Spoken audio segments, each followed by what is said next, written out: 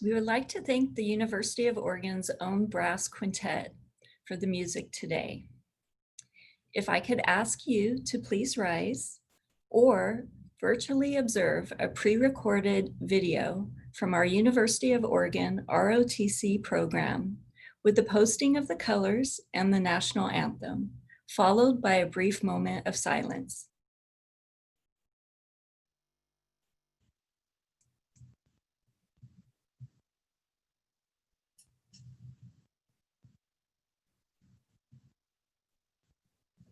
Left, left, left, right.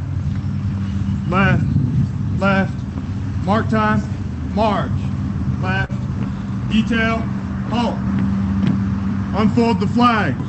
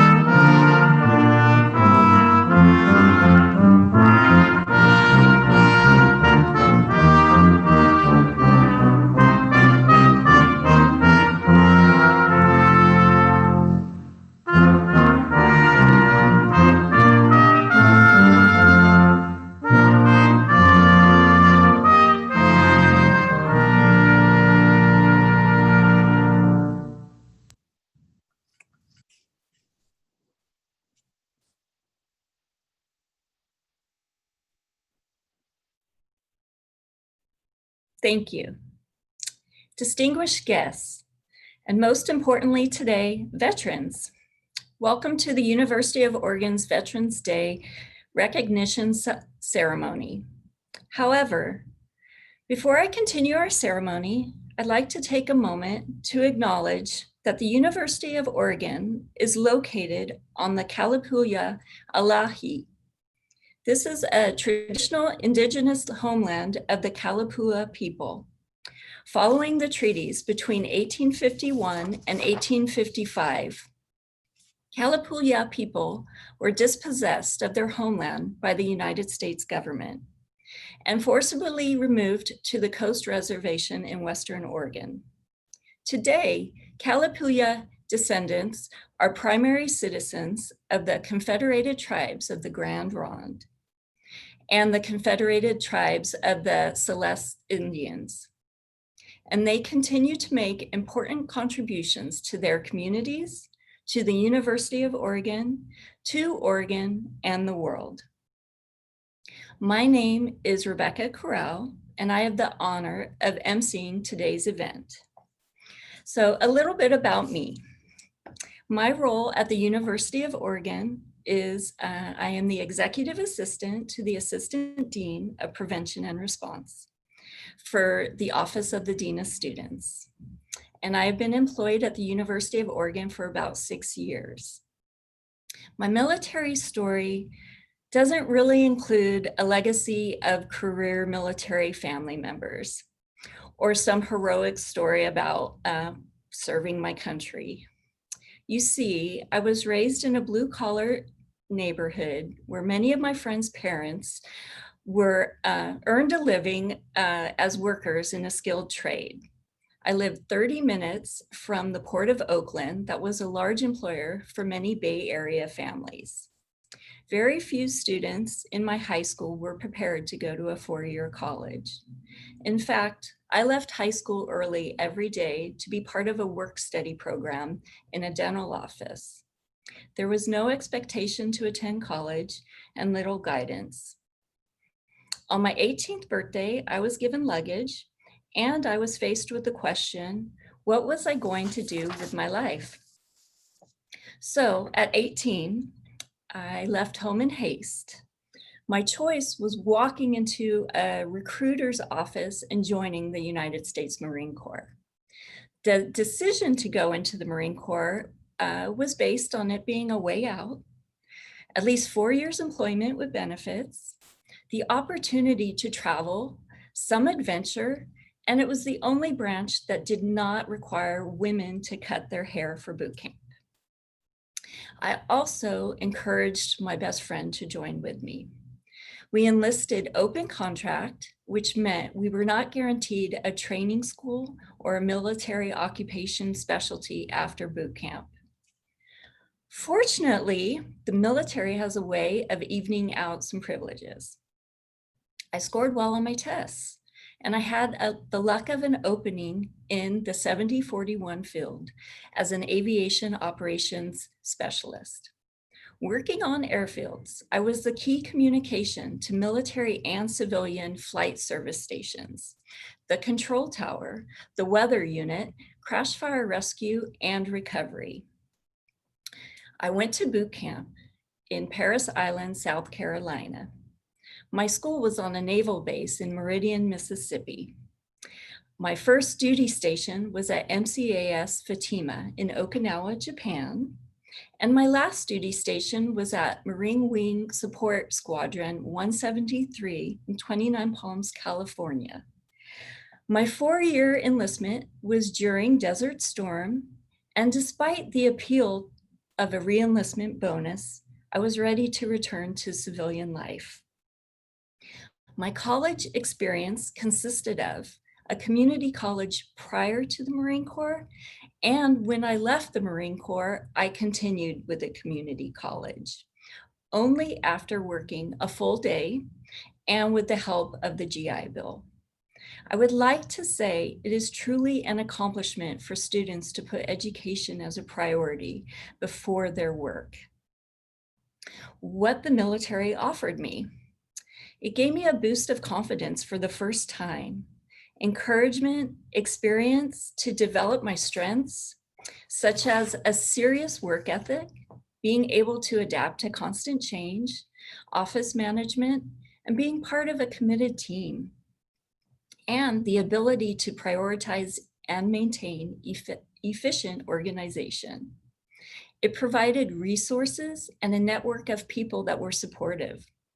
I have shared experience and lasting relationships with retired Marines who have worked with the Secret Service during President Clinton's appointment, as well as people who have been deployed to the Middle East multiple times. During this challenging time of COVID, we have so many students who have the capacity and merit to be at the University of Oregon. Similar to all students, they may be lacking financial support, encouragement.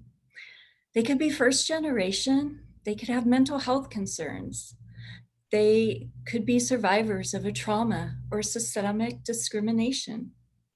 After hearing my story, I'm asking UO staff and faculty if they can find the means to deliver a little extra time and knowledge, and by making a standard practice of asking students if they know about our veteran and military affiliated resources, or if they could just ask them if they know where the Veteran Center is located.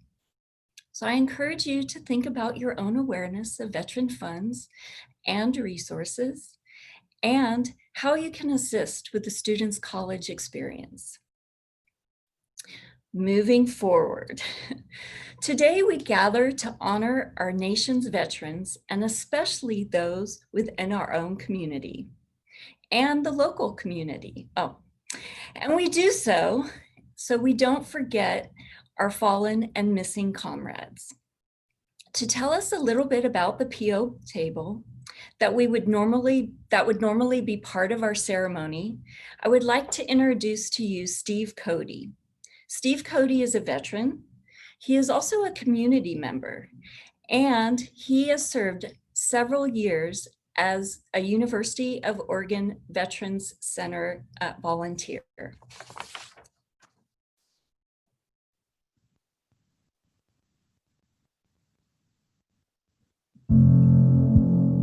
My name is Steve Cody. I served in the United States Army 1974 to 1983. On behalf of the student veterans here at the University of Oregon, I am presenting the Missing Man Table, also called the POW MIA Table. And as you can see, it's a small table set for one, representing the frailty of the prisoner alone against his or her suppressors. The table is round, showing our everlasting concern for our POWs and MIAs. The cloth is white, symbolizing the purity of their intentions to respond to their country's call to arms. The single red rose, signifying the blood they may have shed in sacrifice to ensure the freedom of our beloved United States of America. This rose reminding us of the family and friends of our missing comrades who keep the faith while awaiting their return. The yellow ribbon stands for the yellow ribbons worn on the lapels of the thousands who demand with unyielding determination a proper accounting of our comrades who are not among us today. A slice of lemon reminding us of the bitter fate of those missing, captured, and held as prisoners in foreign lands. A pinch of salt denoting the tears of our missing and their families who long for answers after decades of uncertainty. The Holy Bible represents the strength gained through faith in our country, founded as one nation under God to sustain those lost from our midst. The lighted candle reflects the light of hope which lives in our hearts to illuminate their way home, away from their captors to the open arms of a grateful nation. The glass is inverted, symbolizing their inability to share today's toast. Let us remember and never forget their sacrifices. May God forever watch over them and protect them and their families.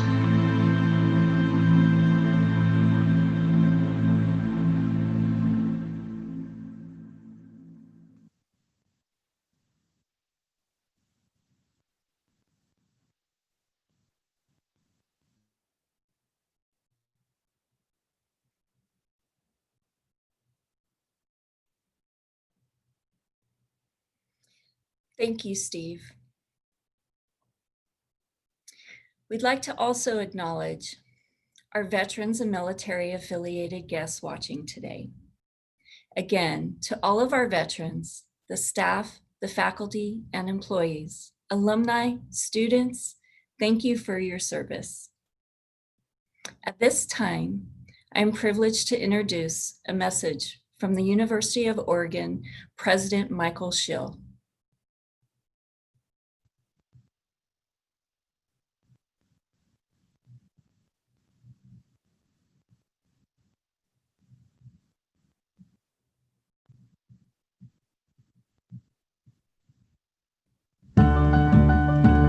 Welcome everyone to this year's virtual Veterans Day recognition event. It's my pleasure to be a part of honoring the men and women who have served our country. The University of Oregon is greatly privileged to recognize our veterans, reservists, their family members, and the families of active duty members of the military. Veterans are part of our student body, as well as our faculty and staff, and we are honored to support them and all through our campus. So many of the tenets that are essential to the mission of the university and higher education in general, freedom of expression, of assembly, of the press, and of religion, are the tenets that our veterans and reservists serve to protect and preserve. And we are eternally grateful to all of you. It is our duty to ensure that these brave men and women and their loved ones have access to great education and to all of the incredible benefits that come with that. The University of Oregon has a long, proud history of supporting our students and alumni who are veterans, dependents of veterans, and reservists. You bring valuable leadership skills and unique perspectives to our university community. You enrich our campus, and you contribute to a diversity of thought, which is a hallmark of higher education. The university recognizes the unique challenges and situations that veterans may face. That is why we provide support to our many veterans programs, such as the Office of Veterans Affairs, the Student Veterans Center, and the Veterans and Family Student Association. We're also proud to partner with community groups to support the housing and career opportunity needs of our veteran students. Every one of us has connections to veterans. My mom, who passed away a few years ago, she was a nurse in World War II, and her experiences there in the military shaped her life and that of all of us in her family. We're all indebted to these great men and women. We benefit from your service, and our experiences in education are enhanced by the veterans who now attend or work at the University of Oregon.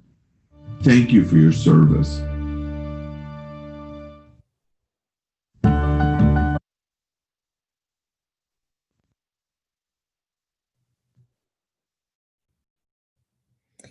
Thank you, President Schill, for your words. Since we're honoring veterans, I wanted to take a moment to discuss the numerous ways the university includes and supports the military-affiliated community.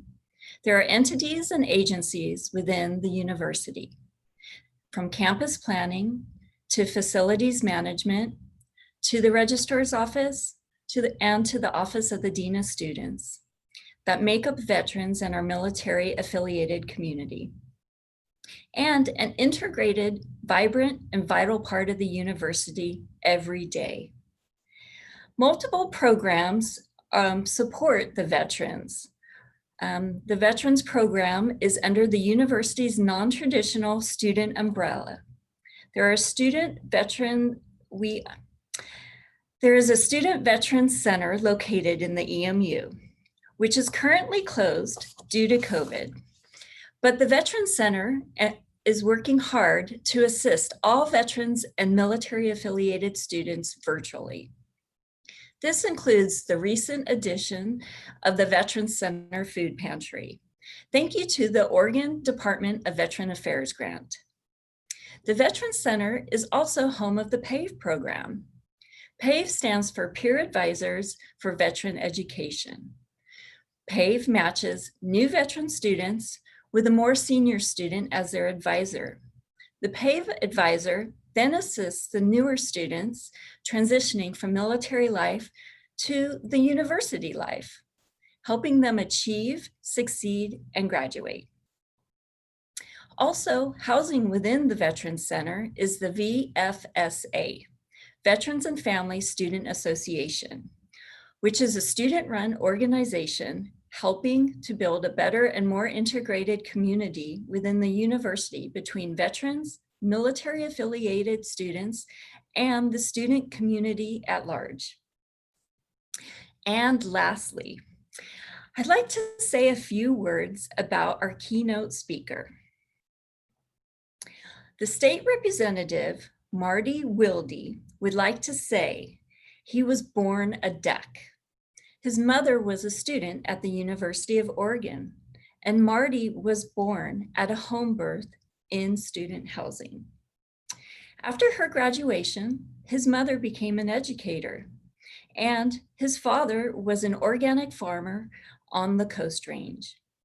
Marty's family was poor, but was able to survive with the support of the community and the government investments in programs like Medicaid, food stamps, and public schools.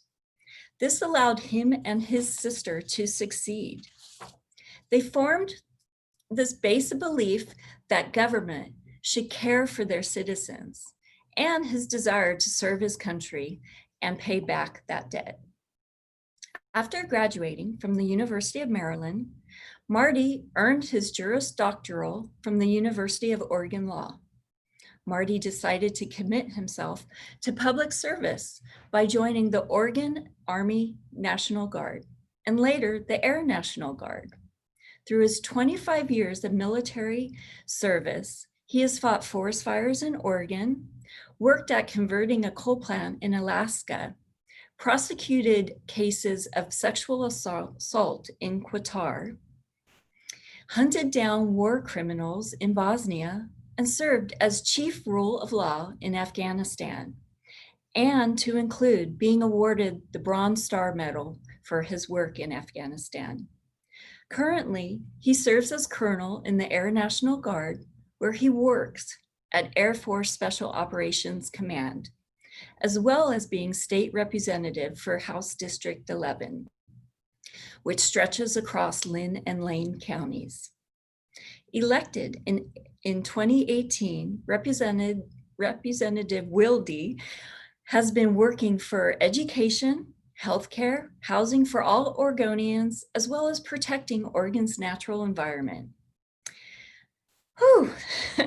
Now, it is my pleasure to introduce to you our keynote speaker, Oregon State Representative Marty Wilde.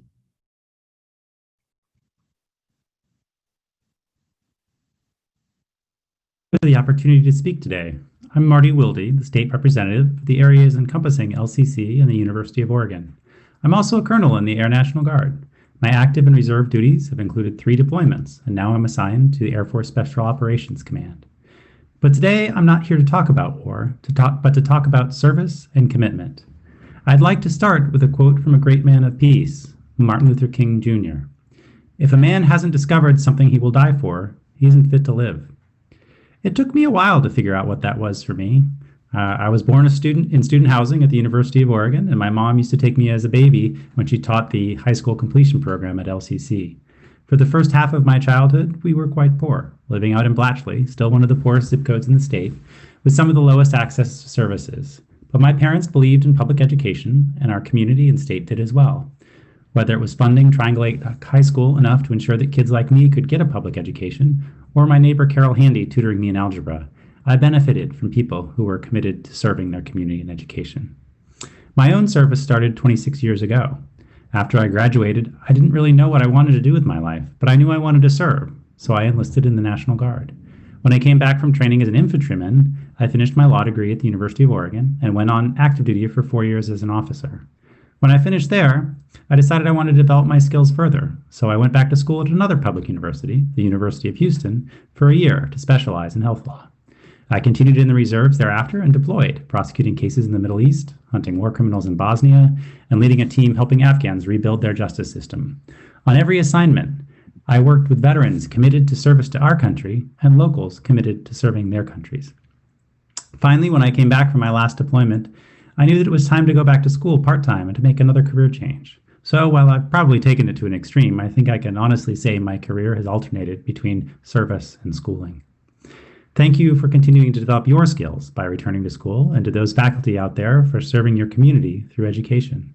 Students, whether you return to the military after your schooling or stay in civilian life, I hope that you find the opportunity to serve again. As former Labor Secretary Robert Reich put it, true patriotism isn't cheap. It's about taking on a fair share of the burden of keeping America going. Why do we honor veterans today? We honor them, and we honor ourselves, because we decided the thing we would die for, if called to do so, is our country and the ideals it represents. That is true patriotism. As you've probably heard before, we wrote a blank check to Uncle Sam, payable with our lives. But it's not just a piece of land we swore to protect. It's the Constitution, the statement of our national ideals. Our country isn't perfect. We often fail to live up to those ideals, but we continue to try. Our nation is emerging from a time of trial. Forces, both internal and external, have tried to promote division in our society. If we are to find the peace and reconciliation we need to live up to our national ideals, we should remember that peace starts with earnest attempts to communicate with those on the other side of our national divides. It starts with listening and honest, considerate communication. From that, we may eventually reach understanding and appreciation, even if we do not come to full agreement. If our country is to live up to our ideals, it will not be because one side or another prevailed, but because we all worked to understand and respect one another. Only then can we find the path forward. So that is what I ask for your next act of service. Reach out to someone you disagree with. Ask an open question and listen respectfully to the answer. Try not to argue, but instead try to understand. While there is evil in the world, there is often less of it than we think, but we can only see that when we choose to see and hear one another. You have all served and deserve to be honored today.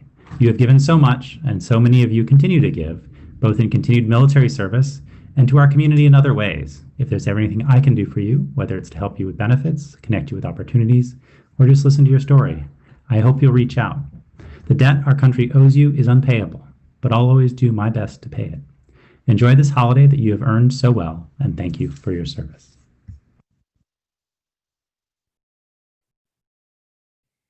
Thank you. To all of you who have joined us, a sincere thank you for your virtual attendance here today. I would like to conclude by thanking the University of Oregon's administration for their support of this celebration. We will close with some words from our veterans, faculty, and staff on campus. Happy Veterans Day.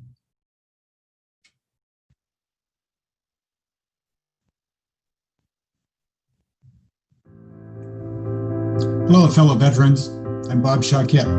I teach in the School of Planning, Public Policy, and Management, and I enlisted and served 4 years in the United States Air Force. Being a veteran in academia means that I've got a perspective on service to the country that few people in academia know or understand. It means I can be more sensitive to the range of issues and challenges the students face. You know, we talk a lot in academia about non-traditional students, and we tick off all the categories that make that group up, but veterans rarely get included. So I always try to remind people and be sure that they think about your issues and your concerns as we design solutions for the challenges the students face on our campus. I want to wish you all a happy Veterans Day and thank you for your service. This country and this campus are a richer place because you chose to serve. Thank you. Hi, so I'm not a veteran. I'm Alex Drackley. I teach military history here at the University of Oregon. And because I teach military history, I see a lot of veterans in my classes and have over the years. And I just wanted to say here that I think having veterans in my classes greatly improves the classes as a whole, enriches the experience for everyone. To have the voice of someone who has been in the military, who knows a little bit about what it's like. That's especially true since I'm not a veteran, I haven't served. And I'm able to rely on them to at least keep me straight, often correct things I say, or to offer different insights. It's been a great benefit. For instance, I've taught the Iraq War, a course on the current war in Iraq, every year since 2007. And most of those years, we've had veterans either of the war in Afghanistan or the war in Iraq. And I can say that their fellow students greatly appreciate the presence in the class and the insights that they bring for all of us. I served in the Air Force for 8 years. I was stationed down at Travis Air Force Base. I am currently a senior at the university studying psychology. Being a student veteran gives me a lot of pride and a sense of accomplishment. My name is Lee Huang. I served for 5 years with the United States Marine Corps with 11th Marines at Camp Pendleton, California. My name is Trisha Maxfield. I served in the Oregon Army National Guard for 8 years, a couple of those years competing on their biathlon team. In 2014-2015, I deployed to Afghanistan with the 2162 Infantry Battalion in support of Operation Enduring Freedom and Operation Freedom Sentinel. I'm currently a dual master's student with the Conflict and Dispute Resolution program with the law school and the Strategic Communication program with the School of Journalism. For me, being a student veteran means being able to bring in that perspective that otherwise might not be represented at the table. So for instance, deploying to a foreign country in a combat zone in order to serve my country, and signing on the dotted line when I was 17 years old, knowing that I would be a first generation high school graduate and would need a way to better my life circumstance. Hello everyone, my name is Chris Peterson. I served in the United States Coast Guard for 8 years. I served in Alameda, California, Astoria, Oregon, and most recently Galveston, Texas, and I continue to serve as a reservist at Marine Safety Unit Portland. I am a first year MBA student at the Lundquist College of Business. My specialization is finance and securities analysis. And so far as being a student veteran, it means continuing off my life long after active duty and finding my way and following my passions. Hi, I'm Austin. I'm a freshman. I served in the Marine Corps for 4 years as an infantry assaultman. I was stationed in Camp Lejeune and was part of 2 deployments. Right now, I'm majoring in neuroscience and I'm completing the pre-med track to hopefully get accepted to an MD program. And being a student veteran to me means taking advantage of the opportunities I've been given by my fellow citizens and the service members that came before me who maybe didn't get their chance to pursue higher education. My name is Gaylin Kaiko, and I was not in the military myself, but I come from a military family. My father served in the U.S. Air Force, and my husband was a veteran of the Vietnam War. I'm studying art history now that I have benefits because of my husband dying from cancer as related to his service in exposure to Agent Orange. So I'm always grateful to all of our servicemen and women for the job they do and the sacrifices that they make and the sacrifices that their families make, because that's important also. And they are a front line of defense and ambassadors to the rest of the world. And they always have a special place in my heart, having grown up and lived part of my adult life as a military child and as a military spouse. My name is Garrett Smith. I served in the United States Marine Corps for 4 years. I'm stationed in Camp Lejeune, North Carolina, and I did 1 deployment to Afghanistan. I'm majoring in both political science and history here at the University of Oregon. And what being a student veteran means to me means that as student veterans, we have different life experiences as opposed to the typical college student. And those students can learn from us, but it goes both ways. We can learn from them just as much. And I think it brings us closer together as a student body, and it's better for the university as a whole. Hi, my name is Heather, and I am a senior in the Family Human Services program at the University of Oregon. I was in the Army for 5.5 years, from 2006 until 2011. I was stationed at Fort Lee, Virginia, and Fort Polk, Louisiana.